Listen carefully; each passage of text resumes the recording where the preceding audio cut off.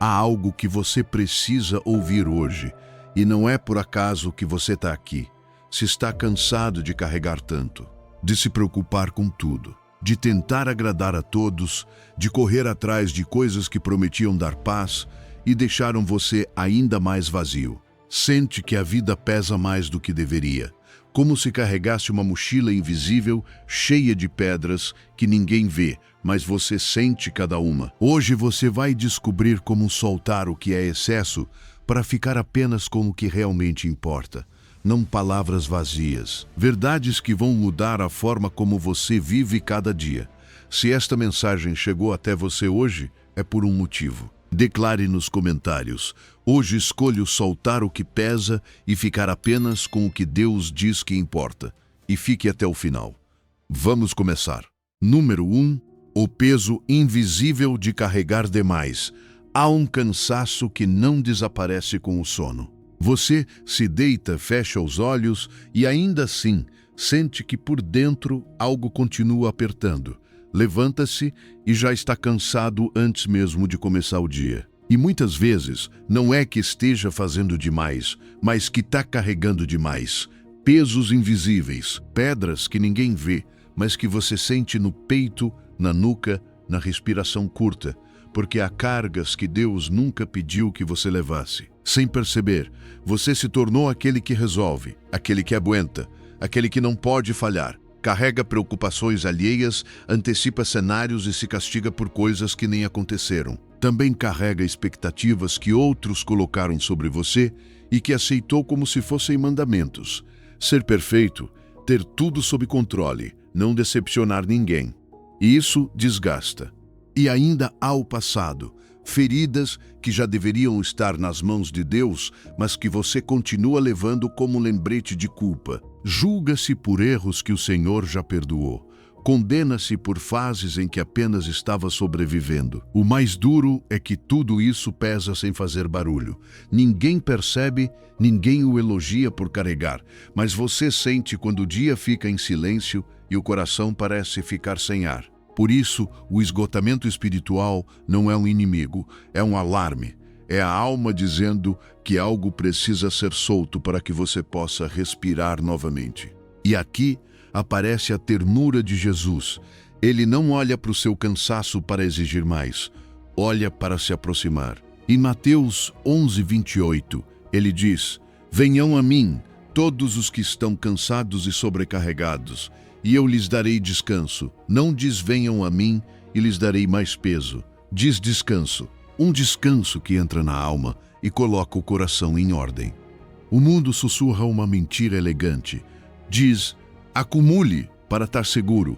Mais controle, mais previsão, mais responsabilidades, mais coisas. Como se a paz pudesse ser empilhada. Mas o reino de Deus diz o contrário. A segurança não está enquanto você controla, mas em quem o sustenta. Em Salmo 55:22 somos lembrados: entrega o seu caminho ao Senhor, e Ele o susterá. Isso significa que você não nasceu para sustentar tudo. Nasceu para ser sustentado por Deus enquanto caminha. Imagine a sua vida como uma longa caminhada com uma mochila invisível. Cada preocupação é uma pedra, cada expectativa alheia, outra pedra. Cada medo do futuro, mais uma pedra. Com os anos, a mochila pesa tanto que você já não se lembra como era caminhar leve.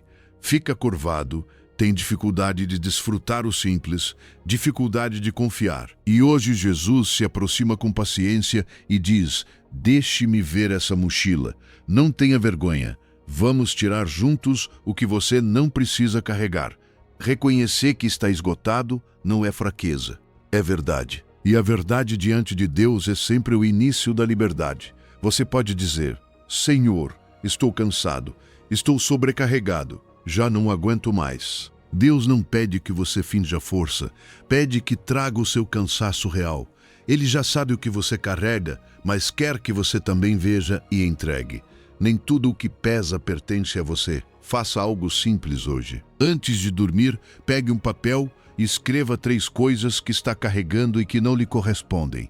Deixe-as ali, fora da sua mente. Depois pergunte com humildade: Isso foi Deus quem me pediu ou eu peguei sem consultá-lo? Às vezes, o primeiro ato de fé não é fazer mais, mas deixar de carregar o que Deus nunca colocou em suas mãos. E agora ouça este sussurro de graça. Meu filho, minha filha, eu vejo cada pedra que você carrega. Conheço o seu cansaço e não o julgo por estar no limite.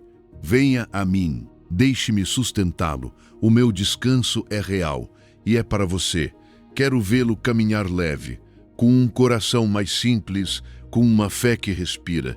Mas há algo ainda mais profundo. Jesus não apenas o convida a descansar, também oferece uma troca, um jugo por outro. E quando você entende isso, descobre que simplificar a vida não é perder, é finalmente encontrar o essencial. Número 2. O convite de Jesus aos sobrecarregados. Escute com calma isto que Jesus disse em Mateus 11, 29 ao 30. Tomem sobre vocês o meu jugo e aprendam de mim, porque sou manso e humilde de coração, e vocês encontrarão descanso para a sua alma. Porque o meu jugo é suave e o meu fardo é leve. Isso não soa como uma religião que aperta o seu pescoço. Soa como uma porta que se abre, não é um conselho gentil para animá-lo por um momento. É uma promessa firme, uma declaração do céu para o coração que já não aguenta mais. E aqui é onde muitos se confundem, porque há pessoas que transformaram o cristianismo em uma lista interminável de deveres, em uma corrida por aprovação, em uma prova onde você sempre sente que falta algo. Então a fé se torna outro peso nas costas, mais regras, mais culpa, mais pressão, mais medo de falhar. Se essa tem sido a sua experiência, quero que saiba com ternura e verdade. Isso não é o jugo de Jesus. Isso é esforço humano disfarçado de devoção. E Jesus não veio para esmagá-lo, veio para resgatá-lo. A palavra explica com clareza em 1 de João 5,3, quando diz que amar a Deus se manifesta em obedecer-lhe e que os seus mandamentos não são pesados. Isso significa que, quando o amor governa, a obediência deixa de ser tortura e se torna resposta. Não é carregar uma lei para se sentir aceito. É caminhar com aquele que já o aceitou.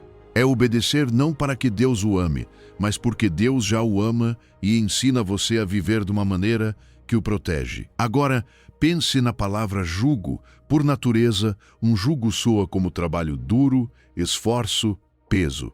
E, no entanto, Jesus toma essa imagem e a transforma. O seu jugo não escraviza, liberta. Como isso é possível? Porque esse jugo foi feito para dois.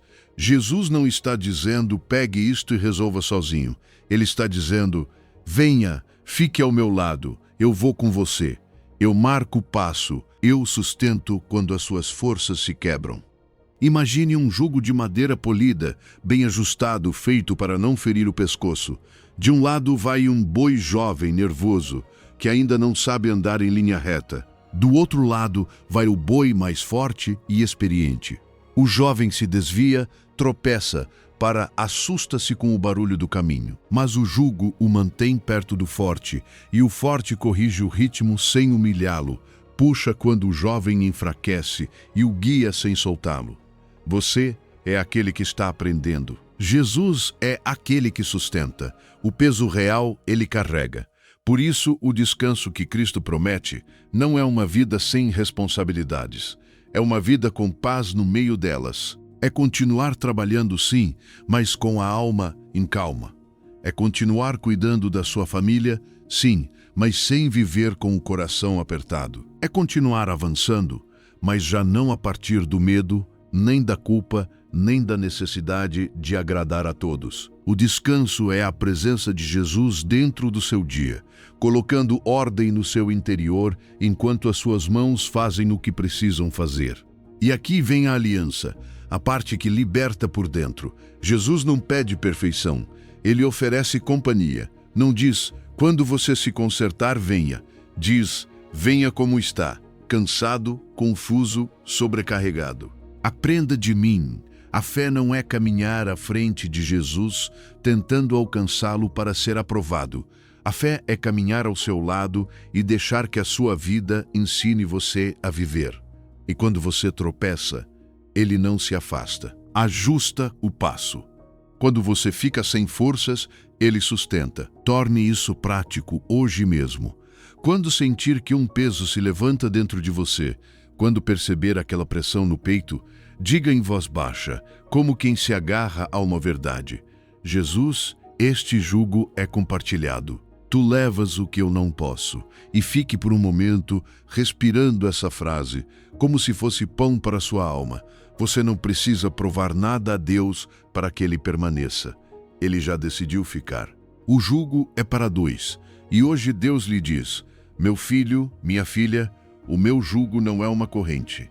É um abraço. Não estou pedindo que você carregue para me merecer. Estou convidando você a caminhar comigo para que descanse. Eu ajusto o meu passo ao seu. Eu ensino sem condenar. Eu sustento o que pesa em você. Solte a ansiedade de controlar tudo. Fique apenas com o que importa. A minha paz é a sua herança. O seu jugo é leve porque você não caminha sozinho. E agora que sabe disso, nasce uma pergunta que não pode ignorar se realmente deseja simplificar a sua vida. Quais coisas você deve continuar levando com propósito e quais deve soltar com fé? Porque nem todo peso tem valor eterno e nem toda carga vem de Deus. Esse discernimento é o próximo passo e é aí que a sua vida começa de fato a se colocar em ordem. Número 3. Identificar o que realmente importa.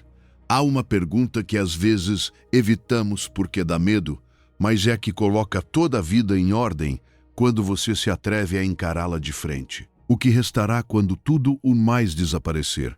O que permanece quando as luzes se apagam, quando as vozes se calar, quando o corpo se cansa e você já não tem forças para sustentar aparências? Porque quando você está sobrecarregado, não é apenas pelo que faz, é pelo que não sabe discernir. Tudo parece urgente, tudo parece importante, e a sua alma termina correndo sem direção, como se a vida fosse um alarme que nunca para de tocar. E no meio desse ruído, Jesus não grita. Jesus o chama para um lugar de clareza. A sua palavra é simples, mas profunda, e quando você a deixa entrar, percebe que a confusão não era falta de capacidade, era falta de um filtro. Em Mateus 6,33, ele diz que você busque primeiro o reino de Deus e a sua justiça, e que as demais coisas lhe serão acrescentadas. Sinta o que significa essa palavra. Primeiro, não é uma sugestão bonita para gente espiritual, é uma chave que reorganiza o coração. Antes de soltar, você precisa saber o que conservar.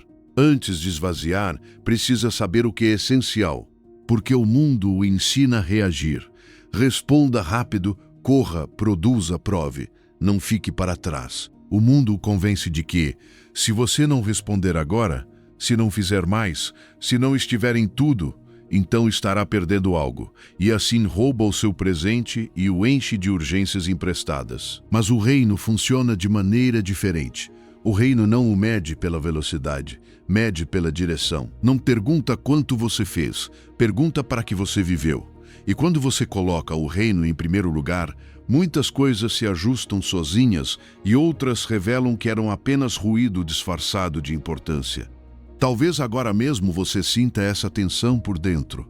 Uma parte de você deseja essa clareza, essa vida simples, essa paz de saber o que merece a sua energia e o que não merece. E outra parte tem medo, medo de soltar, medo de decepcionar, medo de descobrir que esteve tão ocupado com coisas que não alimentam a alma. Está tudo bem sentir isso. Você não está sendo rebelde, está sendo humano. A clareza sempre incomoda no início, porque expõe para onde a sua vida foi, mas também cura, porque o traz de volta para casa. Veja como Paulo disse isso e não falou por ignorância, falou por experiência. Em Filipenses 3,8, declarou que considerava tudo como perda, comparado ao valor incomparável de conhecer a Cristo. Que palavras fortes! Ele não está dizendo que tudo seja mal, está dizendo que há algo tão valioso que, ao lado disso, todo o resto se torna pequeno. E talvez você não precise desprezar a sua vida. O que precisa é ordenar a sua vida. Não precisa abandonar tudo. Precisa colocar cada coisa no seu lugar. O problema não é ter responsabilidades. O problema é quando elas ocupam o trono. O mundo mede a vida por quantidade. Quanto você tem, quantas conquistas, quantas pessoas o aplaudem, quanto produz, quanto acumula. O reino mede a vida por profundidade.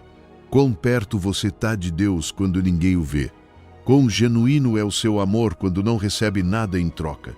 Quanta paz há no seu interior mesmo quando lá fora há tempestade. Que legado espiritual você está deixando aos seus, mesmo que não apareça em nenhuma foto. O que é importante nem sempre brilha, mas sustenta. Imagine um ourives à beira do rio, com uma peneira nas mãos. Ele coloca areia e pequenas pedras e começa a sacudir com paciência. A areia cai. O que é leve vai embora. O que apenas parecia valioso escorrega e desaparece. E de repente, no meio de tudo isso, fica algo que não pode ir embora porque pesa diferente, porque brilha diferente. Ouro. Assim, funciona o reino quando você o usa como filtro. Algumas coisas que você jurava indispensáveis eram apenas areia brilhante, e outras que quase ignorava, um momento de oração sincera, uma palavra de bênção ao seu filho, um ato de serviço silencioso, uma decisão de perdoar. Essas eram o ouro que permanece. Deixe-me fazer-lhe uma pergunta que não busca culpá-lo, mas despertá-lo. Se hoje você tivesse que reduzir a sua vida a apenas 5 coisas que realmente importam, quais seriam? Escreva-as, não pense demais, deixe o coração falar. Depois olhe para sua agenda, para sua energia, para suas conversas, para suas preocupações e pergunte com honestidade quanto da sua vida está indo para essas 5 coisas. Porque às vezes dizemos que Deus é o mais importante, mas vivemos como se o mais importante fosse a urgência. Às vezes dizemos que a família importa, mas entregamos o melhor de nós ao que apenas exige, não ao que ama. Hoje Deus lhe diz, eu sei o que realmente importa na sua vida, mesmo quando você se esquece. Deixe-me lembrá-lo. O que permanece é o que você faz comigo, o que faz por amor e o que constrói para a eternidade. Todo o resto é a areia que o vento levará. Não tenha medo de escolher. Não tenha medo de dizer não. Não tenha medo de soltar o que rouba a sua paz, o que vem de Deus, não o deixa vazio, deixa-o livre. E agora que você já tem o filtro, é hora de usá-lo onde mais dói. Porque uma das coisas que mais o dispersa não são apenas as atividades, são as preocupações.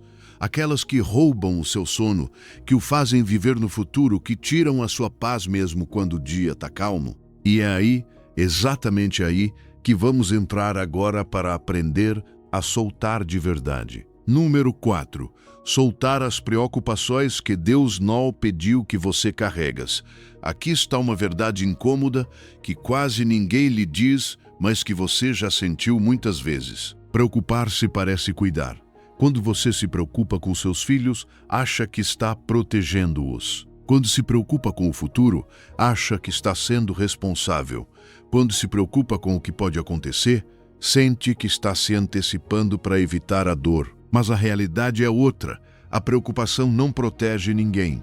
Não acrescenta um único dia à vida, não muda única circunstância por si só.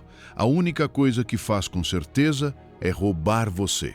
Rouba a paz que Deus lhe deu para hoje. E você sabe disso porque já viveu. Quantas noites perdeu imaginando cenários que nunca aconteceram? Quanta energia gastou resolvendo problemas que existiam apenas na sua mente? Quantas vezes se preparou para uma tragédia que, no fim, não chegou? E quando o momento real chegou, descobriu que a sua angústia antecipada não o fortaleceu, apenas o cansou. A preocupação é um ladrão elegante. Cobra adiantado por dívidas que talvez você nunca precise pagar. E enquanto você paga, a sua alma fica sem ar. Por isso Jesus foi tão claro, tão direto, tão misericordioso, quando disse em Mateus 6,34 que não se angustiasse pelo amanhã, porque o amanhã trará o seu próprio cuidado, e que a cada dia basta o seu próprio mal. Observe bem, Jesus não está negando que haverá desafios. Ele não está vendendo uma vida sem tempestades. O que está fazendo é devolver a você a jurisdição correta. Amanhã ainda não é o seu território. Amanhã ainda não é a sua responsabilidade. Amanhã tem o seu próprio peso. Sim, mas também terá a sua própria graça. O que você tem hoje é a graça de hoje. E por isso se sente sobrecarregado quando carrega problemas de muitos dias com a força de um único dia. Há pessoas que vivem como se tivessem que se adiantar a tudo para não se sentirem vulneráveis. E no fim, vivem vulneráveis do mesmo jeito, mas além disso, esgotadas. Porque a ansiedade promete controle, mas só entrega desgaste. Faz você acreditar que se pensar o suficiente, se preocupar o suficiente, se analisar o suficiente, encontrará uma saída que o tranquilize. E quando não encontra, culpa você, diz que não fez o bastante, que deveria continuar pensando, que não pode soltar. Essa é a armadilha. A preocupação não é uma ferramenta, é uma roda que gira e não leva a lugar nenhum. E aqui vem o alívio bíblico. O descanso real, em 1 de Pedro 5,7 diz para lançar sobre Deus toda a sua ansiedade, porque Ele cuida de você. Lançar. Essa palavra é preciosa, porque não está dizendo para reprimir, fingir ou ignorar. Está dizendo para entregar, colocar em mãos seguras, soltar como quem deixa um peso no lugar certo. A preocupação você segura, a oração deposita em Deus. A preocupação o prende na sua mente. A oração o abre para o céu. Imagine isto. É como fazer uma mala pesada para uma viagem que você nunca fará. Coloca roupas para um inverno extremo, remédios para doenças raras, ferramentas para emergências improváveis, tudo para destinos imaginários. E se eu perder o emprego? E se meu filho se desviar? E se eu adoecer? E se a economia cair? E se eu ficar sozinho? E enquanto você coloca mais coisas nessa mala mental, mais ela pesa, mais ocupa espaço, mais o esgota. E a viagem nunca acontece. Deus o convida hoje a abrir essa mala e esvaziá-la, a guardá-la vazia, a dizer, não vou carregar hoje um futuro que ainda não aconteceu. Agora, isso não significa irresponsabilidade. Soltar a preocupação não é soltar a sabedoria. Jesus não está dizendo para você ser descuidado. Está dizendo para ser obediente, para fazer o que lhe cabe hoje e colocar o restante em suas mãos, porque há diferença entre planejar com fé e preocupar-se sem fé. Planejar é tomar decisões com calma e direção. Preocupar-se é sofrer antecipadamente sem nenhuma garantia de que isso servirá para algo. Então, torne isso prático agora mesmo, na sua vida real.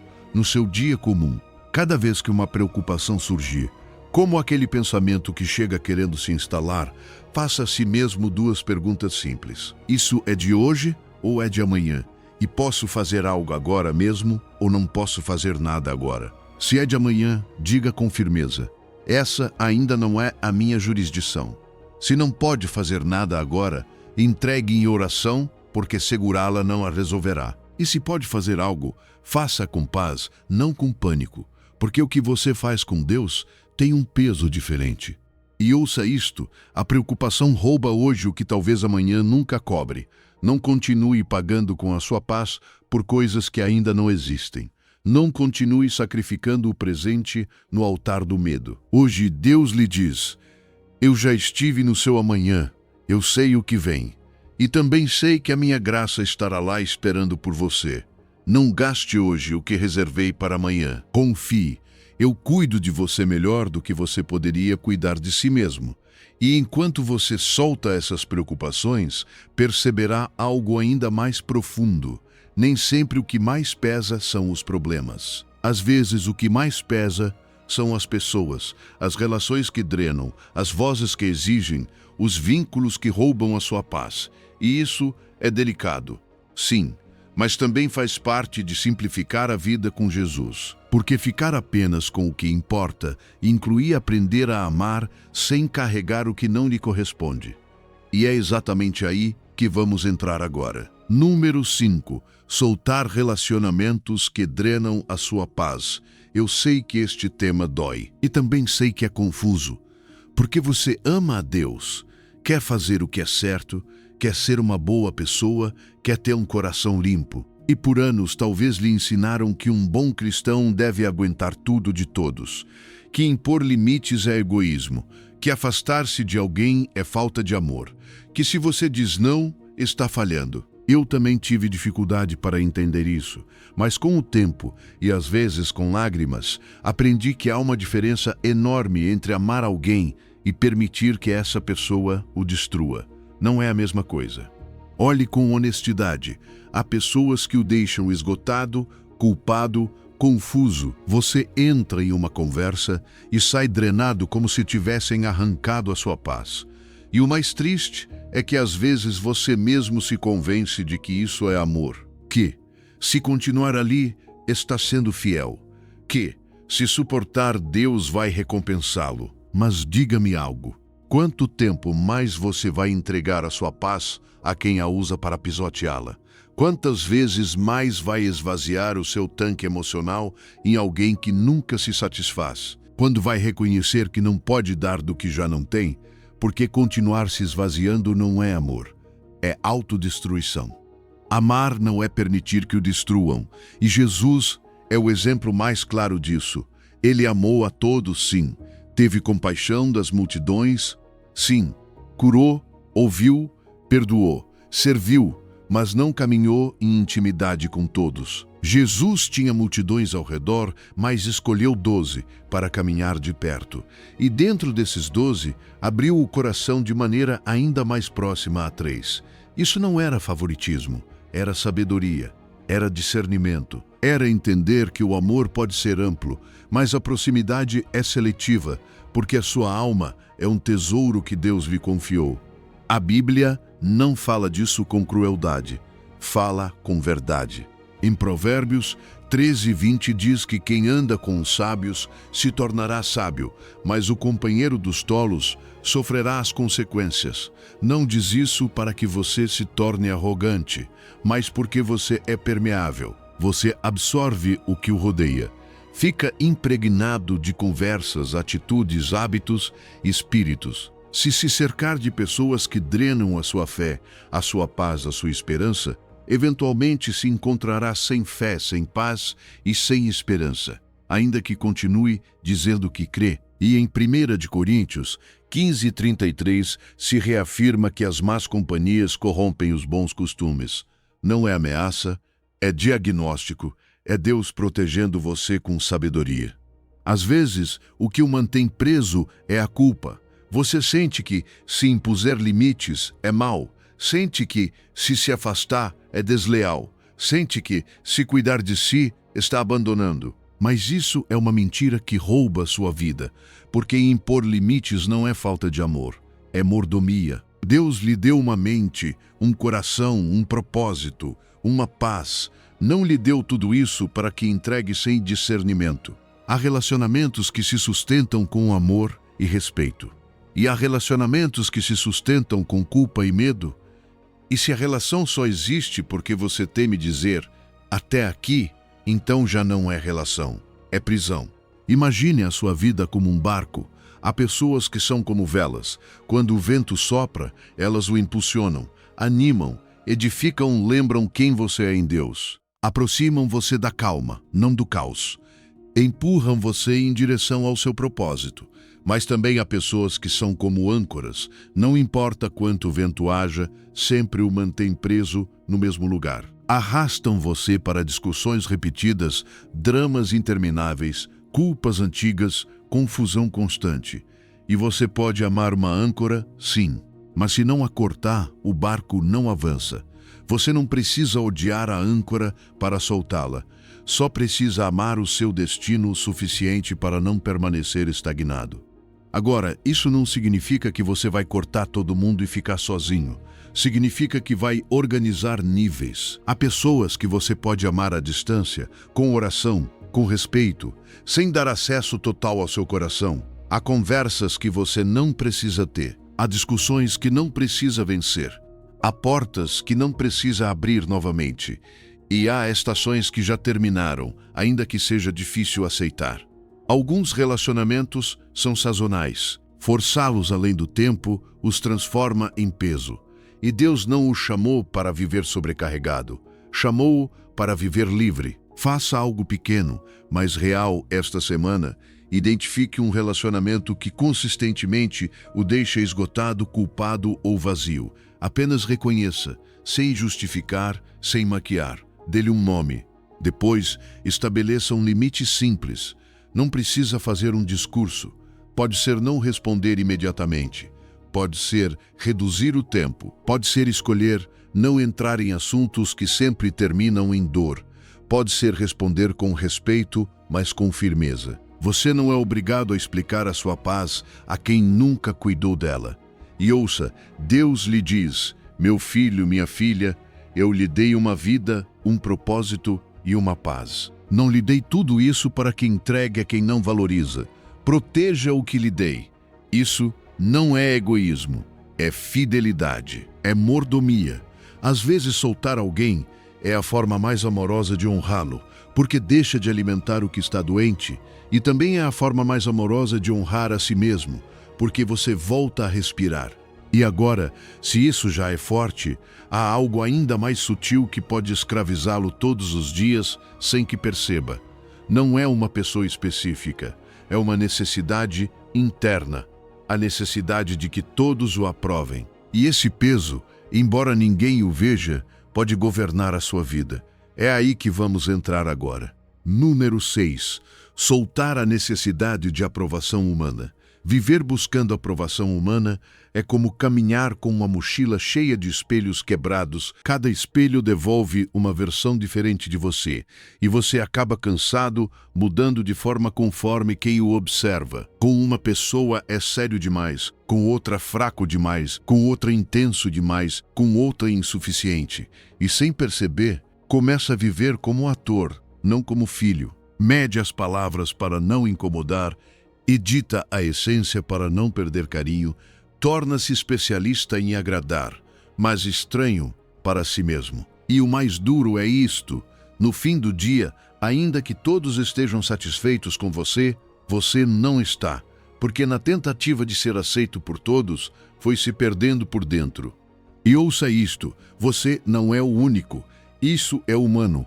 Todos, em algum nível, queremos ser vistos, reconhecidos, celebrados. A necessidade de pertencer está no fundo do coração. Por isso, não falo a partir da condenação, mas da graça. Não se trata de culpá-lo por sentir isso, mas de abrir a porta e sair dessa prisão. Porque sim, é uma prisão silenciosa, onde o carcereiro não grita, apenas sussurra: se não o aprovam, você não vale. E você corre, faz, agrada, esforça-se, e essa voz nunca se cala, porque a aprovação humana nunca se satisfaz. Aqui está o paradoxo que o mantém preso. Você busca a aceitação de todos e justamente por buscá-la, ela lhe escapa. É como tentar segurar água com as mãos. Quanto mais aperta, mais ela escorre. Você se torna dependente de reações, de mensagens, de olhares, do que vão dizer. Então já não decide por convicção, decide por medo. Já não obedece a Deus com liberdade, obedece à opinião alheia com ansiedade. E isso, ainda que só é forte, é idolatria disfarçada, porque aquilo que você mais teme perder acaba se tornando o seu Deus. Por isso, Paulo faz uma pergunta que dói, mas cura: procuro eu agora o favor dos homens ou o de Deus? E conclui com coragem: se ainda estivesse tentando agradar a homens, não seria servo de Cristo. Isso está em Gálatas 1:10. Paulo não era arrogante, era livre, não era insensível, era firme. Tinha aprendido que há uma única audiência que importa, e quando essa audiência o aprova, as outras vozes perdem volume. Não desaparecem, mas já não governam. E Jesus é o exemplo mais puro dessa liberdade. Ele não ajustou a mensagem para manter multidões. Houve momentos em que falou e muitos foram embora. Ainda assim, não negociou a verdade. Não mudou o caminho por medo de ser rejeitado. Porque Jesus não vivia pelo aplauso das pessoas, vivia pela vontade do Pai. Quando você olha para Cristo, entende algo. A aprovação humana é areia movediça. Um dia o exaltam, no outro crucificam. Um dia gritam Hosana e no seguinte gritam crucificam. Se construir sua identidade sobre isso, viverá instável. Mas a aprovação de Deus é rocha firme. Não muda conforme o seu desempenho. Não sobe e desce com a opinião pública. É o amor do Pai sustentando você mesmo quando ninguém o entende. Por isso, João 12,43 descreve uma tragédia silenciosa. Amaram mais a glória dos homens do que a glória de Deus. Não é apenas um dado, é um espelho. Quantas decisões tomamos por honra humana? Quantas vezes nos calamos diante do que é certo por medo de ficar mal? Quantas vezes escolhemos o popular e deixamos o eterno? Quando você vive assim, enche-se de ruído por dentro, porque a alma sabe quando está traindo a própria verdade. Deixe-me dar-lhe uma imagem para que sinta isso. Imagine uma sala cheia de espelhos quebrados. Cada fragmento reflete uma parte de você, mais deformada. Em um, você se vê menor. Em outro, exagerado. Em outro, culpado. E você vai de espelho em espelho, tentando se ajustar, se corrigir, parecer aceitável. Até que em um canto há um espelho inteiro. Não está quebrado, não distorce, é o espelho de Deus. E quando você se olha ali, não vê um projeto a ser corrigido com vergonha. Vê um filho, vê uma filha, vê alguém amado, conhecido, chamado. E nesse espelho, finalmente respira. Então hoje, quando sentir essa urgência de agradar, faça uma pausa santa. Pergunte em silêncio: eu faria isso se ninguém me visse? Isso honra a Deus? Ou apenas busca aplausos e se descobrir que está agindo por medo? Não se castigue, apenas volte ao centro. Diga ao Senhor: Pai, estou voltando para a audiência correta. E repita até que sua alma creia: eu vivo para uma audiência de um. O muito bem dele é suficiente.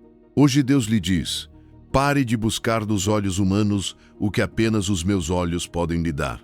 Eu vejo você, eu conheço você, sei quem você é sem máscara. E o que vejo me agrada, porque o formei com propósito e o sustento com amor. Descanse. Você não precisa convencer a todos. Não precisa carregar o julgamento alheio. Uma audiência de um é suficiente. Quando você solta a necessidade de aprovação humana, recupera espaço interior. Sua vida se simplifica, porque já não vive dividido em 1000 versões de si mesmo. Volta a ser um. E nessa unidade surge paz. Mas agora que soltou essa corrente, há outra que muitos não percebem e que também rouba o descanso. A ilusão de que você precisa controlar tudo. E é aí que Deus quer conduzi-lo a seguir com a mesma ternura para uma liberdade ainda mais profunda. Número 7. Soltar o controle que você nunca teve. Há uma parte de você que se sente mais segura quando tudo está sob controle. Quando o plano está claro, quando ninguém sai do roteiro, quando os horários são cumpridos, quando o dinheiro é suficiente, quando a saúde está estável, quando os relacionamentos estão bem, quando o futuro parece previsível. E quando algo sai desse quadro, mesmo que seja algo pequeno, seu coração sente como uma ameaça. Você se tensiona, se irrita, se desespera, enche de pensamentos. Não digo isso para julgá-lo, digo porque é humano. Mas também é exaustivo. É como tentar segurar o oceano com as mãos. Não importa o quanto aperte, a água escapa do mesmo jeito. E você termina encharcado, cansado, frustrado, com os punhos fechados e a alma sem ar. A necessidade de controle quase sempre nasce do medo. Medo de que dê errado, medo de errar, medo de perder, medo de sofrer, medo de ficar vulnerável. Quanto mais você tenta controlar, menos paz tem. E quanto mais confia, mais a paz aparece. Porque o controle promete segurança, mas cobra ansiedade. Diz: se você administrar tudo, ficará bem, mas transforma você em vigilante de um universo que não pode ser vigiado. Deus não o contratou para ser gerente do mundo. não pediu que carregasse o peso do impossível. Você não foi criado para sustentar tudo. Foi criado para depender. Em Provérbios 19:21 está escrito que o coração humano pode fazer muitos planos, mas o que prevalece são os propósitos do Senhor. Escute a ternura escondida nessa verdade. Seus planos não são pecado. Planejar não é falta de fé. Organizar não é rebeldia. Deus entende seu desejo de estabilidade, mas existe um no final que o liberta. No final, não governam seus cálculos. No final, não governa seu medo. No final, não governa sua ansiedade. No final, prevalecem os propósitos do Senhor. Isso pode soar assustador se você vê Deus como alguém duro, caprichoso ou distante. Mas, se o conhece como Pai, se já provou sua bondade, então é a notícia mais segura do mundo. Porque seus propósitos não nascem da confusão, seus planos não nascem do erro. Deus não improvisa, Deus não se engana. E Jeremias 10:23 diz com uma honestidade que o orgulho humano não quer aceitar. O homem não é senhor do seu caminho, nem cabe ao que caminha dirigir os próprios passos. Isso não é humilhação, é posicionamento. É Deus colocando você no lugar certo para que pare de lutar uma guerra que não pode vencer. Porque você pode escolher, sim. Pode obedecer, sim. Pode decidir, sim. Mas não pode controlar o resultado final de todas as variáveis. Não pode controlar o coração dos outros. Não pode controlar o inesperado. Não pode controlar o tempo. Não pode controlar o que ainda não aconteceu. E cada vez que tenta fazer isso, se quebra. Agora, quero levar isso do pensamento ao corpo, porque o controle também fica guardado nos músculos. Faça comigo, se puder, feche os punhos agora mesmo, de verdade. Sinta a tensão. Sinta como os dedos endurecem, como os antebraços se contraem, como o peito se aperta um pouco. Assim é viver com necessidade de controle. Punhos fechados, tensão constante. E embora você ache que está segurando, na verdade está se desgastando. Agora abra as mãos lentamente, palmas para cima, sinta o alívio. Sinta como o corpo se rende. Com as mãos fechadas você pode reter, mas não pode receber. Com as mãos fechadas você se apega, mas fica sem espaço. Com as mãos abertas você solta, mas também se torna capaz de receber o que Deus quer lhe dar. Deus não pode colocar paz nova em mãos presas ao medo. Faça algo simples. Onde estiver, abra as mãos. E dentro de você diga: Senhor, eu solto o controle. Meus planos, meus medos, minhas expectativas, minha necessidade de que tudo aconteça como eu quero, eu coloco em tuas mãos. Porque tuas mãos são mais capazes que as minhas. E enquanto diz isso, perceba o que acontece por dentro. Talvez a situação não mude na hora, mas sua postura muda. Você já não está lutando para ser Deus, está descansando como filho. Soltar o controle não significa tornar-se responsável, significa deixar de se apegar, significa planejar com humildade, fazer sua parte com excelência, mas sem ansiedade. Significa mudar a oração, em vez de dizer: Senhor, abençoa meus planos, dizer: Senhor, mostra-me teus planos. Em vez de exigir que Deus siga seu mapa, permitir que Ele o guie mesmo quando o caminho não é o que você imaginava. Porque muitas vezes o que você chama de perder o controle é exatamente o lugar onde Deus mostra que Ele está sustentando tudo. Hoje Deus lhe diz: eu não peço que você pare de planejar. Peço que pare de se apegar. Entregue-me seus planos com mãos abertas e eu lhe darei algo melhor que controle.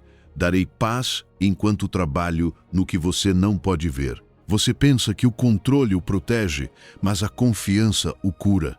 Você pensa que apertar garante segurança, mas soltar traz liberdade. Porque quando você solta o controle, ganha algo melhor. Calma no meio do processo, descanso no meio do ruído, segurança no meio do incerto, e agora que abriu as mãos para o futuro, há algo ainda mais difícil. Não está à frente, está atrás. Erros, culpas, lembranças, decisões que Deus já perdoou, mas que você continua segurando com força, como se punir fosse uma forma de pagar. E esse peso do passado também precisa de mãos abertas. É aí que vamos entrar agora. Número 8. Soltar o passador que Deus já perdoou. Há algo que você fez. Talvez tenha sido há anos, talvez tenha sido há pouco tempo. Você confessou, chorou, pediu perdão. E na sua mente sabe que Deus o perdoou, mas no seu coração continua carregando a culpa como se fosse uma dívida eterna. Você acorda e a lembrança o atinge sem aviso, como uma onda fria que o deixa sem ar. E volta a se olhar com desprezo, volta a repetir para si mesmo: não devia, como pude, não mereço. Sente-se indigno da paz, indigno das avançar. E eu não venho minimizar a sua dor, porque o que você sente é real, mas venho dizer algo com firmeza e ternura. Essa condenação que o persegue não vem de Deus. Deus corrige para curar, mas o inimigo acusa para destruir. O Espírito convence para levantar, mas a acusação esmaga para que você permaneça no chão. Às vezes acreditamos que nos punir é uma forma de humildade, como se a dor fosse a prova de que aprendemos.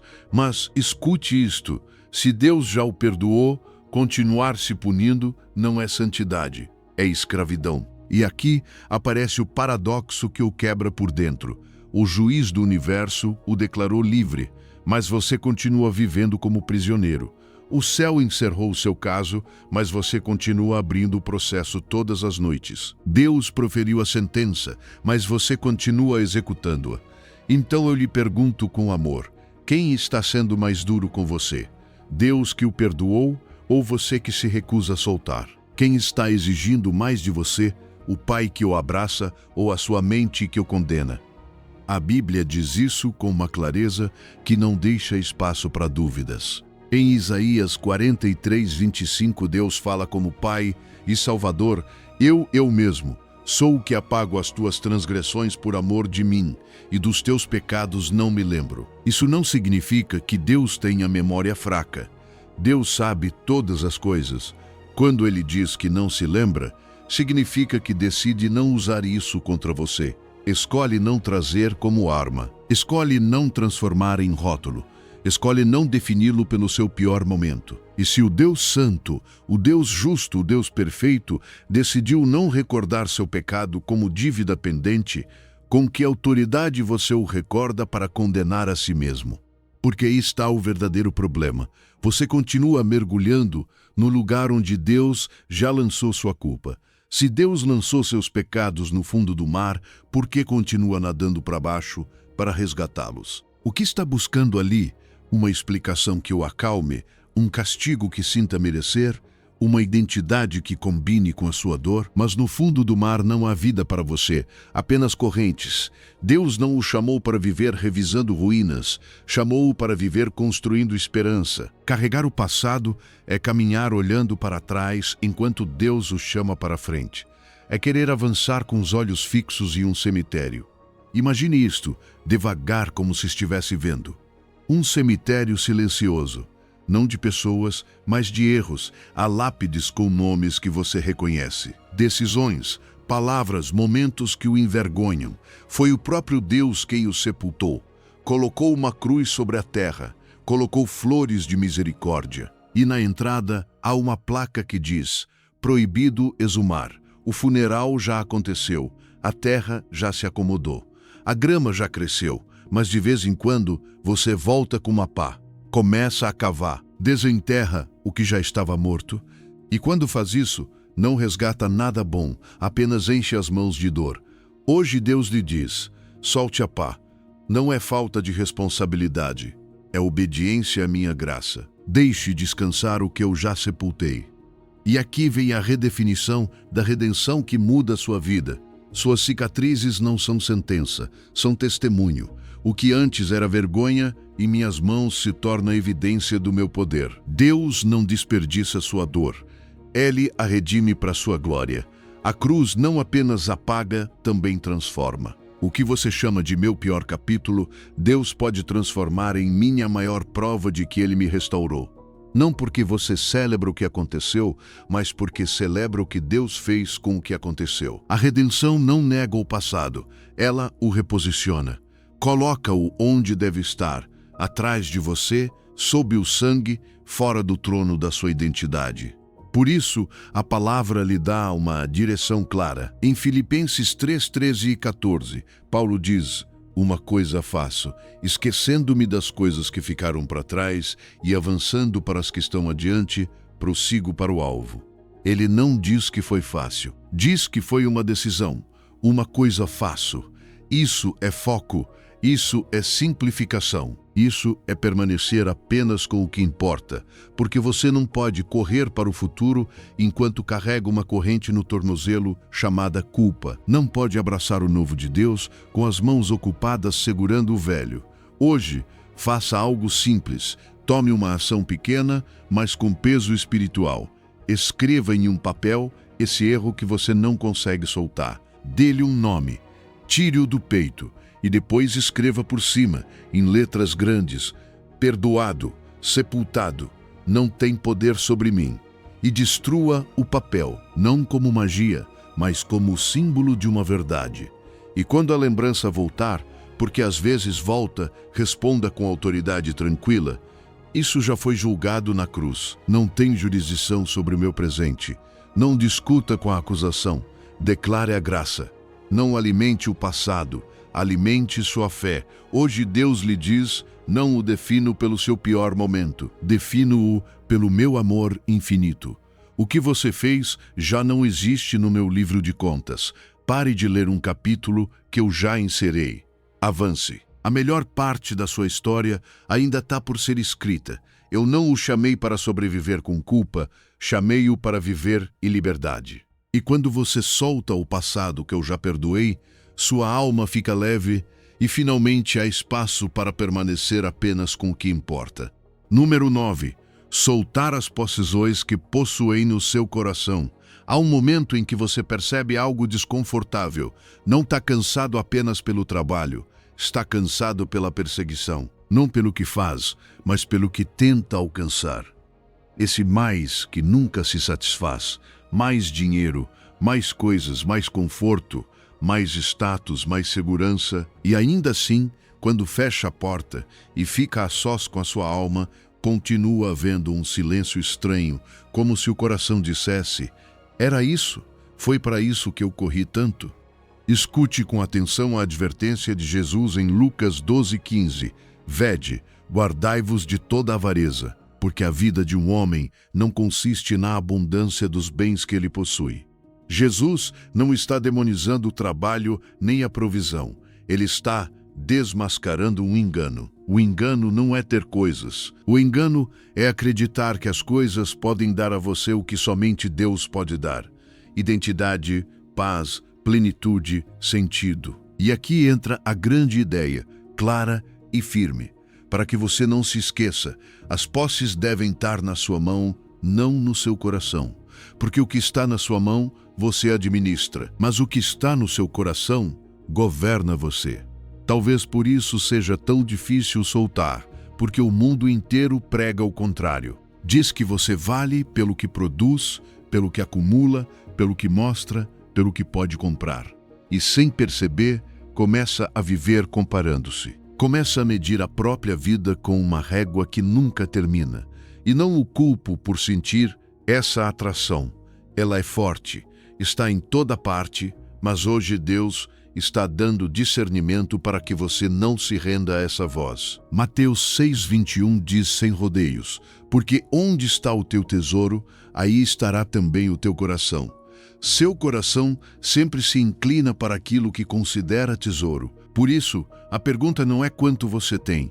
A pergunta é o que tem você. O que tira sua paz se você perder?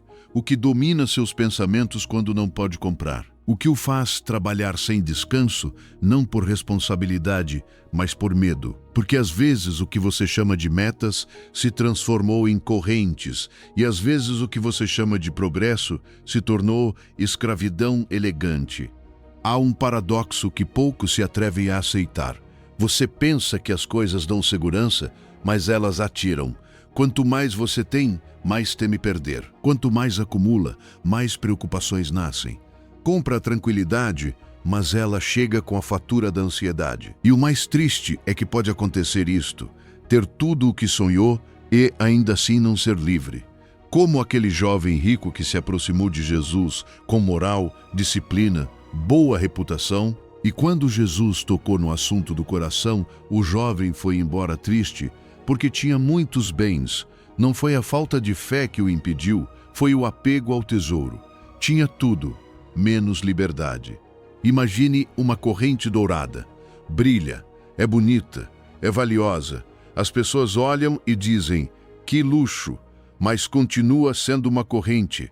Não importa se é de ouro ou de ferro, se o prende, limita você. E talvez sua corrente não esteja no pulso, esteja no peito. Talvez seja um estilo de vida que já não consegue sustentar, uma compra que fez para se sentir alguém, uma dívida que tira seu sono, uma necessidade de aparentar que rouba sua alegria. A pergunta, sincera e santa, é esta: você é livre para soltar o que tem se Deus pedir? Porque se não pode soltar, então já não é ferramenta, é dono.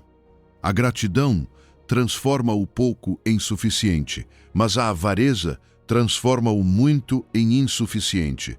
O coração grato descansa, o coração avarento corre, o coração grato desfruta, o coração avarento compara, o coração grato compartilha, o coração avarento fecha os punhos. E volta a grande ideia para que você aguarde como chave: as posses devem estar na sua mão, não no seu coração. Porque o que está no seu coração governa você. Faça um exame simples. Pense em algo específico que lhe daria ansiedade perder, não um conceito abstrato, algo real. E pergunte com calma: isso está na minha mão ou no meu coração? Se a resposta o incomodar, não se condene. Esse incômodo pode ser misericórdia. Deus está mostrando onde colocar liberdade. E agora escute como se o Pai falasse diretamente a você: filho, filha, eu não quero tirar de você o que tem. Quero libertá-lo do que o tem. Eu não o criei para viver escravo de objetos, nem para vender sua paz por um rótulo. Meus melhores presentes não cabem em caixas. Dê-me seu coração e todo o resto encontrará o lugar certo. Quando você se atreve a praticar generosidade, algo se rompe por dentro. Não me refiro a dar sobras para aliviar a consciência. Refiro-me a soltar algo que você valoriza como ato de adoração. A generosidade afrouxa o apego. A generosidade lembra a sua alma quem está no controle. A generosidade declara: meu tesouro não está aqui. E nesse momento, você começa a respirar diferente. Quem menos precisa é quem mais tem, porque seu tesouro está em outro lugar. E quando seu tesouro volta para Deus, você volta para si mesmo, volta para a paz, volta para o essencial. Você examinou o que possui, agora é hora de olhar para algo ainda mais sutil: a agenda que vive. Porque não são apenas as coisas que podem possuir seu coração, o ritmo, a pressa, a vida que outros desenharam para você, também podem possuí-lo. Número 10. Soltar a agenda que Deus não escreveu. Talvez você tenha feito tudo certo. Estudou o que devia, trabalhou onde era esperado, assumiu responsabilidades, cumpriu expectativas, esforçou-se para ser alguém correto. E ainda assim, quando chega a noite e o barulho se apaga, surge um vazio que não se preenche com aplausos. É como ter chegado ao topo de uma montanha, respirar fundo e perceber que não era a montanha certa. E se isso dói, não é porque você está quebrado, é porque sua alma reconhece que esteve caminhando com um mapa que não era seu. Há um paradoxo silencioso que o mundo não lhe conta. Você pode subir uma escada com força, suar, insistir, suportar e até conseguir, mas no final descobrir que essa escada estava apoiada na parede errada.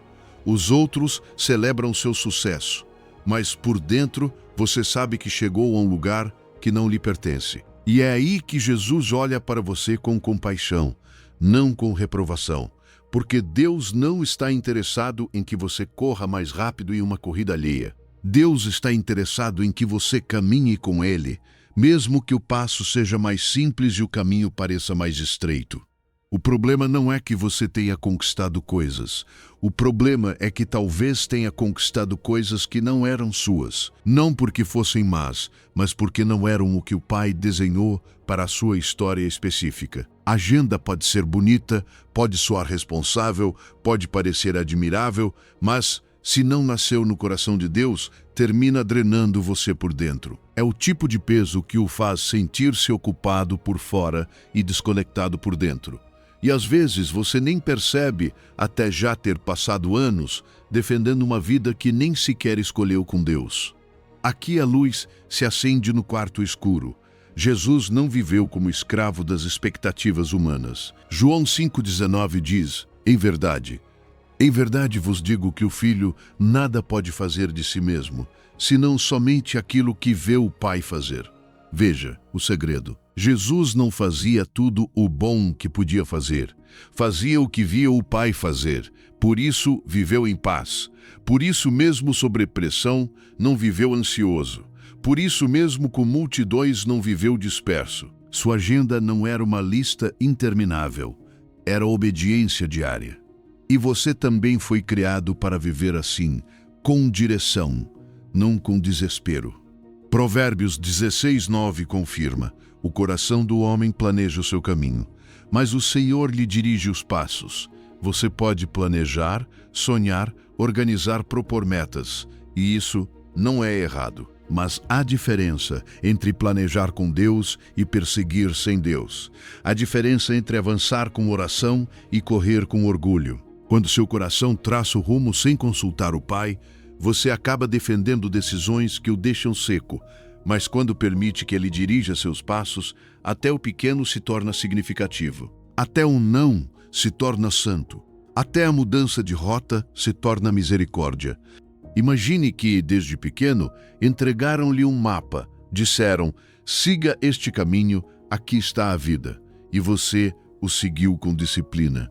Cada curva, cada meta, cada requisito chegou exatamente ao destino marcado. Mas ao olhar ao redor, algo não encaixava. A paisagem não ressoava com sua alma, porque aquele mapa não era seu. Era de outra pessoa. Talvez fosse o mapa da cultura, o mapa da família, o mapa do medo, o mapa da comparação. Hoje é o dia de dobrar esse papel com humildade e dizer a Deus: Pai, mostra-me o mapa que tu escreveste para mim. Porque o teu mapa pode ter menos paradas, menos ruído, menos vitrine, mas tem vida e tem paz. E agora vem o momento de revelação, como naquele caminho em que de repente os olhos se abrem e o coração arde. Faça perguntas que não se respondem com pressa. Quem me disse que isso era importante? A quem estou tentando provar algo? Que conquista está me pressionando mais do que a presença de Deus? Que parte da minha agenda nasceu da fé e que parte nasceu do medo? Quando você identifica isso, começa a liberdade. Porque simplificar não é tornar-se preguiçoso. Simplificar é dizer não ao bom para dizer sim ao melhor. É deixar de encher a vida de coisas corretas para voltar ao essencial, caminhar com Cristo, obedecer à sua voz, viver com propósito. Hoje Deus sussurra a você com graça, não com condenação. Eu não o julgo por ter seguido mapas alheios. Eu o vi quando estava tentando fazer o certo, mas hoje lhe ofereço o meu. É mais simples, sim. Vai exigir que solte coisas? Sim, mas levará você exatamente ao lugar onde sua alma precisa estar. Confie na minha rota, porque fazer menos do que é certo realiza mais do que fazer muito do que é errado. E agora que você tem clareza sobre a agenda verdadeira, precisa protegê-la com uma habilidade que muda a vida. Aprender a dizer não sem culpa, para guardar o sim que Deus escreveu. Número 11. A arte de dizer não com graça. Há um cansaço que não vem apenas do trabalho, mas de viver com a porta aberta para todo mundo. Pedem, ligam, escrevem, convidam, atribuem tarefas, colocam peso sobre você. E por dentro, você gostaria de dizer não, mas algo o impede. A culpa, o medo de decepcionar, o temor de que pensem que você já não é uma boa pessoa, a ideia de que se não estiver disponível, então não tem valor. E você termina fazendo o que todos precisam, enquanto sua alma fica sem espaço para o que Deus precisa de você.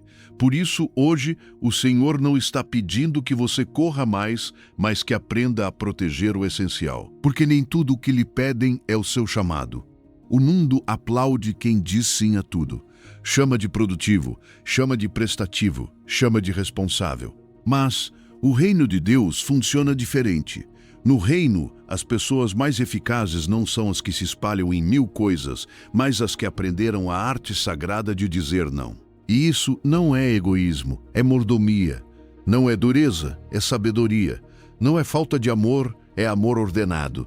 O próprio Jesus disse não muitas vezes, mesmo tendo um coração perfeito. Ele se afastava quando o procuravam. Retirava-se quando o pressionavam. Rejeitava agendas que pareciam legítimas, porque sabia algo com clareza. Se não proteger o seu sim, seu propósito se dilui. Marcos 1:35-38 mostra isso com clareza. De madrugada, quando ainda estava escuro, Jesus levantou-se, saiu de casa e foi para um lugar deserto, onde ficou orando. E quando o encontram, dizem que todos o estão procurando. Mas Jesus não corre atrás da demanda. Ele responde a partir do Pai e diz: vamos para outros lugares, às aldeias vizinhas, para que eu pregue também ali, pois foi para isso que eu vim. Isso é uma vida alinhada. Isso é um sim com direção. Ele não estava negando as pessoas por desprezo. Estava dizendo não a uma pressão para dizer sim à missão. Como seria diferente o seu dia se você também aprendesse a decidir a partir da oração e não da urgência? Eclesiastes 3:1 resume: tudo tem o seu tempo determinado, e há tempo para todo propósito debaixo do céu. Há tempo de dizer sim e há tempo de dizer não. Ambos podem honrar a Deus, dependendo do propósito. Mas quando você nunca diz não, acaba dizendo sim a coisas que drenam seu coração, roubam seu descanso, tiram seu foco e no final deixam sua alma irritada, dispersa, apagada. Cada sim tem um custo. Se você diz sim a uma reunião desnecessária, talvez esteja dizendo não a uma conversa com sua família. Se diz sim a um compromisso que nasce da necessidade de agradar, está dizendo não ao seu tempo de quietude com Deus. Se diz sim ao secundário, o essencial paga a conta. Eu sei que dizer não dói. Parece que você está falhando, como se fosse egoísta, como se estivesse deixando alguém na mão. Mas escute com calma. Muitas vezes essa culpa não vem do Espírito Santo. A convicção do Espírito guia você com paz para o que é correto. A culpa do inimigo empurra com ansiedade para o que o esgota.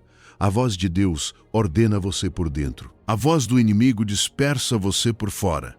E se o diabo não pode destruí-lo com pecado, muitas vezes tenta destruí-lo com cansaço, com excesso, com agenda lotada, com ruído, com demandas intermináveis. Porque um crente exausto é um crente sem força para orar, sem paciência para amar, sem clareza para obedecer. Imagine sua vida como uma casa com uma porta. Todos os dias, pessoas e compromissos batem nessa porta pedindo para entrar. Alguns são bons, outros nem tanto. Mas até o bom pode se tornar ladrão se ocupar o lugar do melhor. Se você deixa todos entrarem, logo não sobra espaço. Sua família fica do lado de fora. Sua saúde fica do lado de fora. Seu descanso fica do lado de fora. Seu tempo com Deus fica do lado de fora. E então a casa fica cheia, mas o coração vazio. Deus está ensinando você a ser o guardião da própria porta. Não para se tornar frio, mas para se tornar fiel. Você não precisa ser rude para dizer: hoje não posso abrir. Não é o seu momento. Não é a minha atribuição. E aqui vem uma microprática que pode mudar sua vida porque é simples e real. Na próxima vez que alguém lhe pedir algo, não responda imediatamente. Respire e diga com calma: deixe-me verificar minha agenda e depois confirmo. Esse pequeno espaço é santo porque o tira da pressão do momento e o devolve à consciência. Nesse espaço você pode perguntar ao Senhor: isso é minha responsabilidade ou me dispersa? Isso edifica ou me drena? Isso é designação ou é culpa? E também pode usar uma frase cheia de amor, mas firme. Obrigado por pensar em mim, mas agora não posso me comprometer com isso da maneira que merece. Isso não fere, isso organiza, isso não quebra pontes. Isso estabelece limites com graça. Hoje Deus diz algo que talvez você precise ouvir sem ruído. Eu não o chamei para fazer tudo. Eu o chamei para fazer o que eu lhe atribuí. Proteja isso. Quando você diz não ao secundário, está dizendo sim ao que realmente importa. E isso me honra, porque uma vida simplificada não é uma vida vazia. É uma vida com espaço para a presença. E quando o seu sim está protegido, sua paz volta, seu foco volta, sua alegria volta. E então, sem culpa e sem medo, você descobre algo bonito. Dizer não com graça não o torna menos amoroso, torna-o mais obediente. Número 12. A liberdade de viver com menos. Vivemos em um mundo que fala o dia inteiro ao seu ouvido e repete como um refrão cansado, que você ainda não tem o suficiente, que falta algo para você estar bem, que precisa do próximo nível, do próximo objeto, da próxima conquista, da próxima aprovação. E essa mensagem nunca descansa. Empurra você a comparar, a correr, a acumular, a preencher espaços internos com coisas externas. E o mais exaustivo é isto: mesmo que você consiga o que desejava, a meta se move. Aplaudem você por um momento e depois surge outra necessidade inventada, outro desejo plantado, outra pressão disfarçada de progresso. E você continua, com o coração acelerado, como se a paz estivesse sempre a uma compra de distância, a um passo a mais, a um esforço a mais. Mas a paz do reino não funciona assim. A paz de Jesus não é recompensa por ter mais, é presente por soltar o que atrapalha, porque existe uma abundância que é pura escravidão. Quanto mais você se apega, mais se preocupa. Quanto mais guarda, mais teme perder. Quanto mais acumula, mais precisa manter.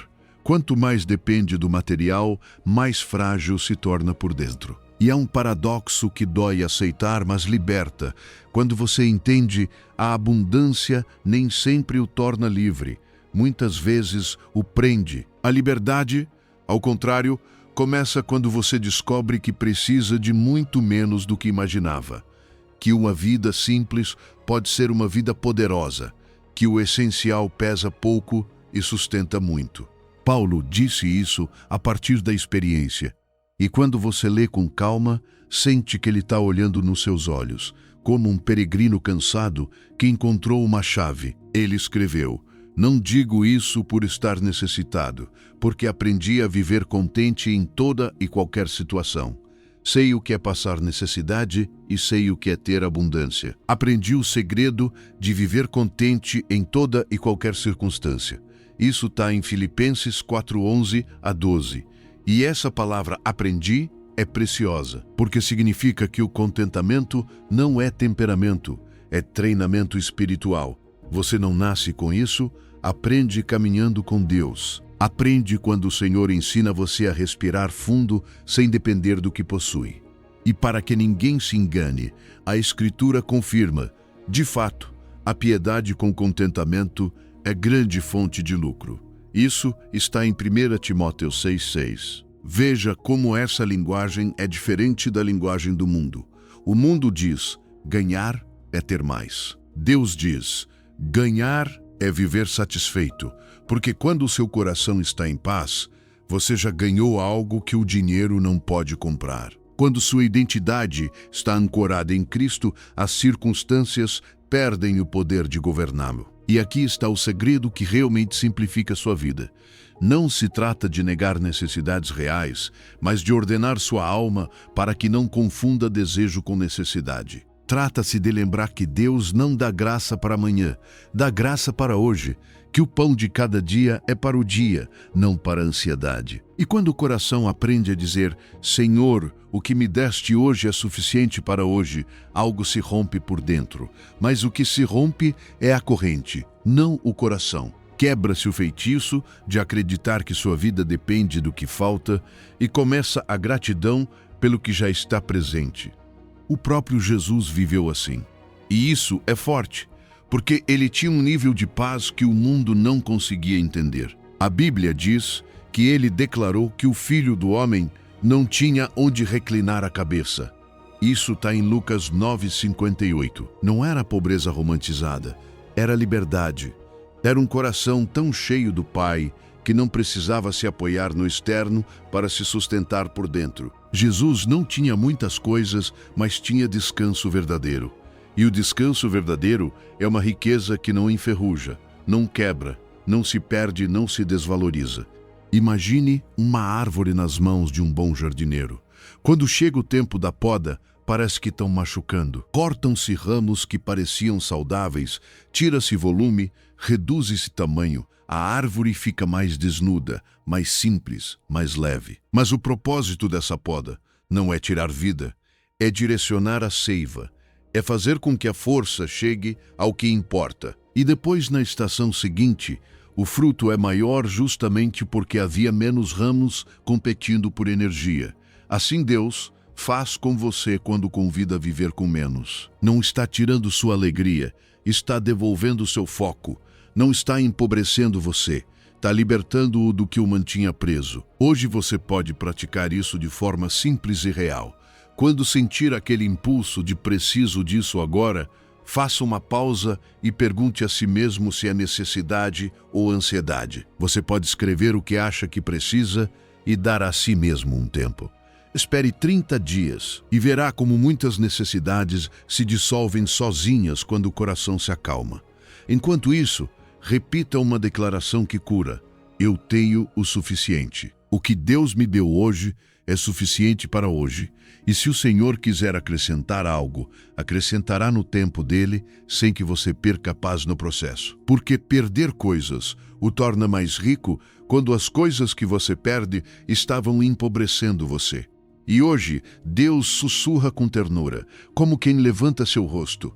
Eu sou a sua suficiência, não o que você tem, não o que compra, não o que conquista. Eu. Quando você me tem o que realmente precisa. Descanse em mim e descobrirá uma liberdade que o mundo não pode comprar nem tirar. E a partir dessa liberdade, você estará pronto para soltar com alegria, porque quando encontra o verdadeiro tesouro, o restante deixa de parecer indispensável. Número 13. Ficar com o tesouro escondido. Feche os olhos por um momento, se puder. Imagine que você caminha por um campo amplo, terra seca, cheiro de poeira, o sol batendo nas suas costas como se quisesse lembrar o peso da vida. Não é o seu campo. Você está apenas passando, cumprindo sua jornada, fazendo o que faz todos os dias. E de repente sua ferramenta bate em algo duro, um som diferente, como se a terra escondesse um segredo. Você se abaixa, cava com as mãos, sente a textura fria da madeira, o metal, o canto de um baú enterrado sob o comum. Você o abre com cuidado, como quem teme que seja um sonho. E ali está, ouro, joias, moedas antigas, algo que não combina com a pobreza do solo que o cobria. Seu peito acelera. Você fica sem ar. Em um segundo entende que essa descoberta muda tudo, não por capricho, não por emoção passageira, mas porque o que está vendo vale mais do que sua casa, mais do que seus animais, mais do que seus planos de anos. Você fecha o baú novamente, cobre outra vez e caminha de volta com um sorriso que ninguém consegue explicar. Então você faz algo que o mundo chama de loucura, começa a vender tudo. E o curioso é que não faz isso com amargura, faz com alegria. Não faz se sentindo vítima, faz se sentindo privilegiado. Cada coisa que entrega deixa de brilhar, porque você já viu um brilho superior. Cada coisa que solta se torna leve, porque descobriu algo que pesa mais em valor e, ao mesmo tempo, o deixa mais livre. É exatamente isso que Jesus quis que você entendesse quando disse em Mateus 13:44 que o reino dos céus é como um tesouro escondido em um campo e que o homem cheio de alegria vendeu tudo o que tinha e comprou aquele campo. Escute a voz bíblica com calma. como se a palavra pousasse no seu ombro. Não diz que ele vendeu tudo chorando, diz que o fez com alegria. Porque quando o tesouro é real, soltar não parece perda, parece uma troca inteligente. Parece trocar cobre por ouro, soltar areia para abraçar diamantes. E aí se revela uma verdade que liberta. O problema não é que Deus peça para você soltar. O problema é que às vezes você ainda não viu claramente o que Deus oferece. Talvez por isso seja tão difícil, porque você diz, tenho medo de soltar, porque não sei se o que vem é melhor.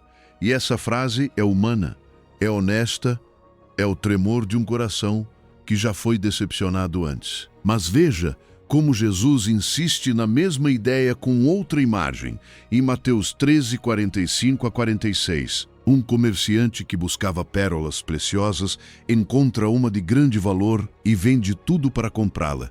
Não é obrigação, não é pressão, é visão. É ter visto algo tão valioso que todo o resto se torna pequeno em comparação.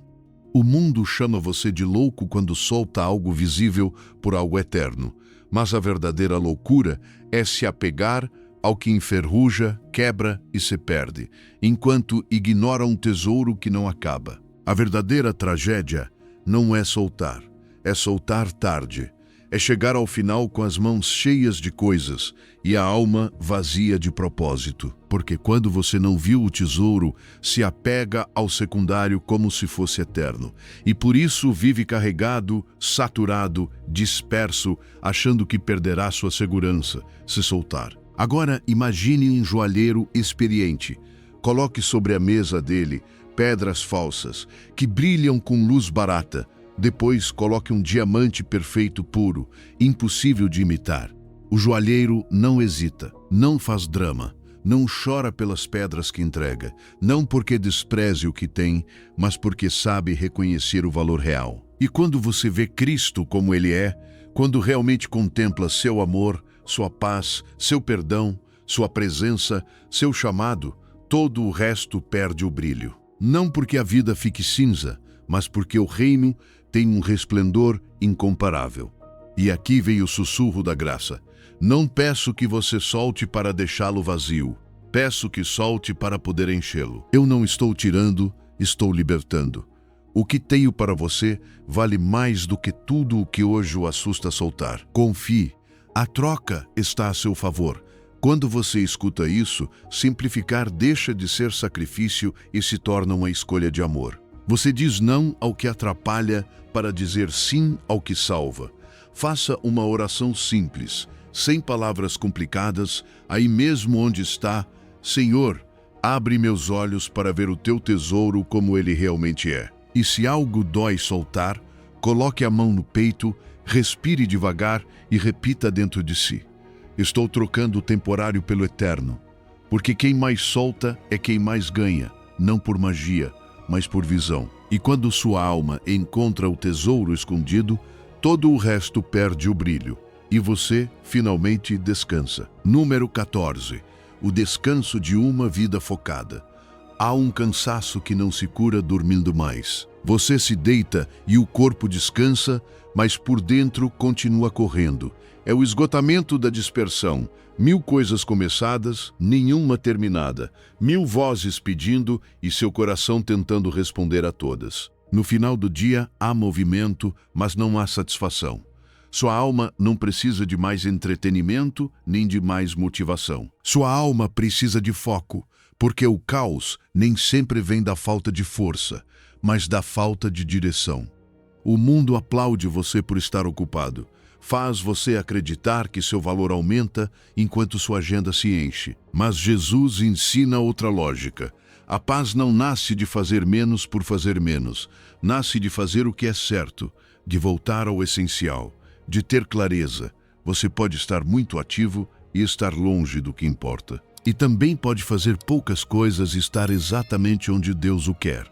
A diferença entre uma vida ocupada e uma vida frutífera não é a quantidade, é o centro. Em Lucas 10, 41 a 42, Jesus olha para Marta e revela algo que ainda hoje nos confronta com ternura. Você está preocupada e inquieta com muitas coisas, mas apenas uma é necessária. Marta não estava fazendo algo errado, estava servindo. No entanto, seu serviço se transformou em ansiedade, e a ansiedade a fez perder de vista a presença. Maria, sentada aos pés de Jesus, escolheu a melhor parte. Não foi preguiça, foi prioridade. E quando a presença é prioridade, o coração descansa mesmo que o mundo continue fazendo barulho. Talvez você também seja Marta sem perceber. Cumpre, produz, responde, sustenta e sente culpa se para, como se parar fosse irresponsabilidade. Mas Deus não o chama para uma vida sem pausa.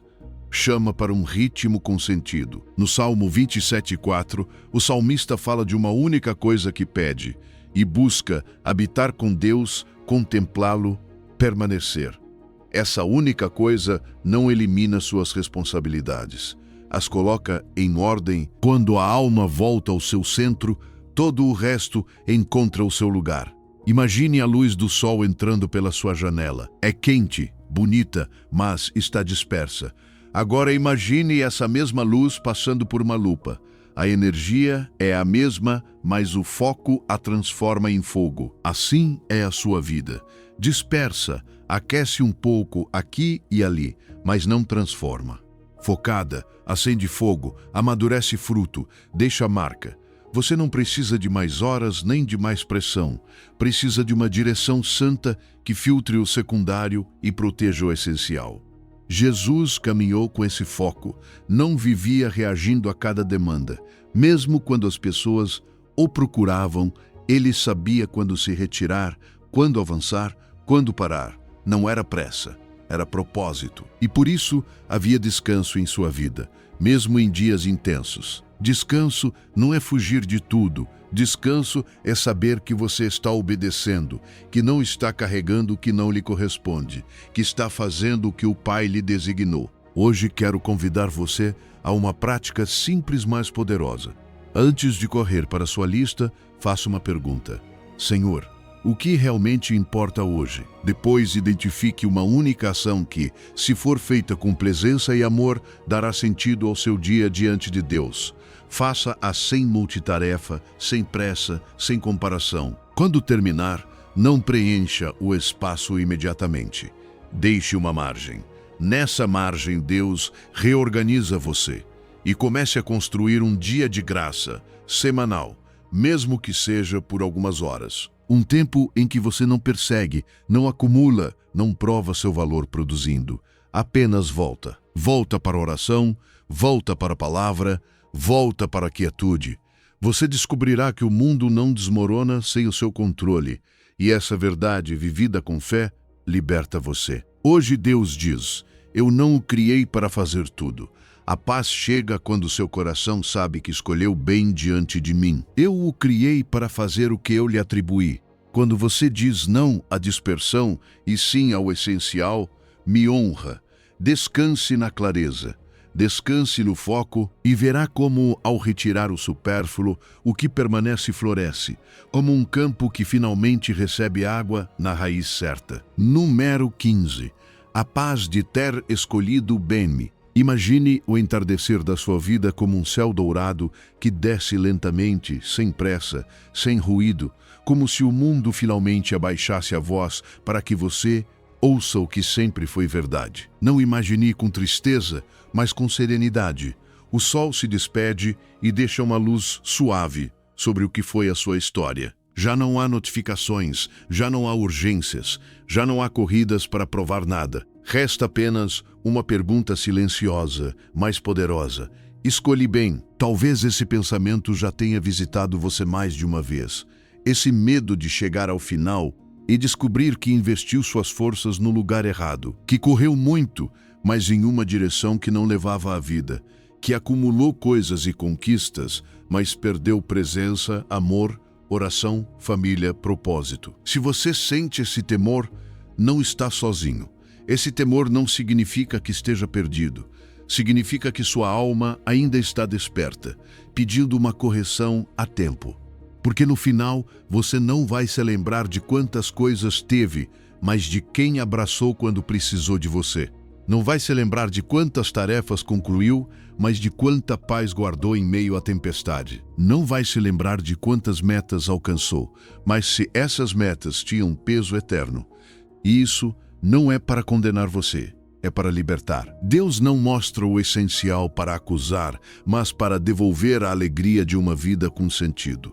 A Escritura diz isso com uma clareza que corta o ruído. Em 2 Timóteo 4, 7 a 8, Paulo olha para o seu próprio entardecer e não fala de posses nem de aplausos. Ele diz que combateu o bom combate, terminou a corrida, guardou a fé e que lhe está reservada a coroa que o Senhor lhe dará. Existe uma paz que só aparece quando você sabe que correu a corrida certa, não a mais popular. Quando sua vida foi resposta ao chamado, não à pressão. E veja isto, em Mateus 25, 21, o mestre não recompensa o servo por fazer tudo, mas por ser fiel. Ele não diz você fez muito, ele diz muito bem. Essa frase é o sonho secreto de um coração cansado. Ouvir um muito bem que vem do céu, não do mundo. Essa aprovação não se compra com pressa. Cultiva-se com obediência, com foco, com pequenas decisões que, somadas, constroem uma história digna. A vida mais simples acaba sendo a mais plena, porque tem espaço para o que não tem preço. Enquanto alguns correm acumulando, os sábios correm soltando. Soltam o que pesa, o que distrai, o que rouba a paz, o que alimenta a comparação. E nesse soltar, descobrem que não estavam perdendo vida, estavam recuperando-a. Então hoje, neste ponto do caminho, faça algo concreto e santo. Esta noite, quando o ruído diminuir, pergunte a si mesmo com honestidade: se hoje fosse meu último dia, do que eu me arrependeria de não ter feito? Para quem eu deveria ter ligado? Que perdão eu deveria ter liberado? Que oração eu deveria ter feito sem pressa? Que tempo eu deveria ter dado aos meus? E amanhã não adie, faça um gesto, uma decisão, um passo que construa o seu entardecer desde o amanhecer. E repita esta frase como uma âncora na sua mente. Menos do que pesa, mais do que importa. Quando precisar escolher, volte a isso. Menos do que pesa, mais do que importa. Porque cada sim que você dá é uma semente. E cada não que diz ao desnecessário é proteção para o seu propósito. E se tropeçar, volte para Jesus. O jugo dele é leve e o seu olhar sempre restaura. Hoje Deus diz, com uma voz que não grita, mas sustenta: eu vi seu coração quando decidiu soltar. Vi sua coragem quando escolheu o essencial. Não o chamei para viver exausto, chamei para viver livre. Não peço perfeição, peço direção. Caminhe comigo. E quando chegar esse entardecer sereno, eu estarei ali, esperando você de braços abertos para dizer com ternura eterna: muito bem, meu filho. Muito bem, minha filha. A paz de uma vida bem vivida não aparece no final por magia. Ela é decidida hoje, cada vez que você solta o que não acrescenta e fica com o que realmente importa. Você percorreu um caminho importante hoje, desde reconhecer o peso invisível que carrega, até encontrar a paz de uma vida simplificada. Quero que grave 3 verdades no seu coração. Primeira, o jugo de Jesus é leve porque você não caminha sozinho. Ele carrega o peso real. Segunda, o que está na sua mão você controla. O que está no seu coração controla você. Coloque as coisas no lugar certo. Terceira, a vida mais simples é a mais plena porque tem espaço para o que não tem preço. Esta noite, antes de dormir, quero que faça algo. Abra suas mãos, palmas para cima e diga: Senhor, eu solto o que pesa. Fico com o que importa. Faça isso fisicamente. Esse simples ato pode começar a mudar tudo. Se esta mensagem tocou seu coração, compartilhe com alguém que esteja carregando peso demais. Às vezes, o maior presente é uma palavra que alivia a alma. E se quiser continuar recebendo essas mensagens, inscreva-se.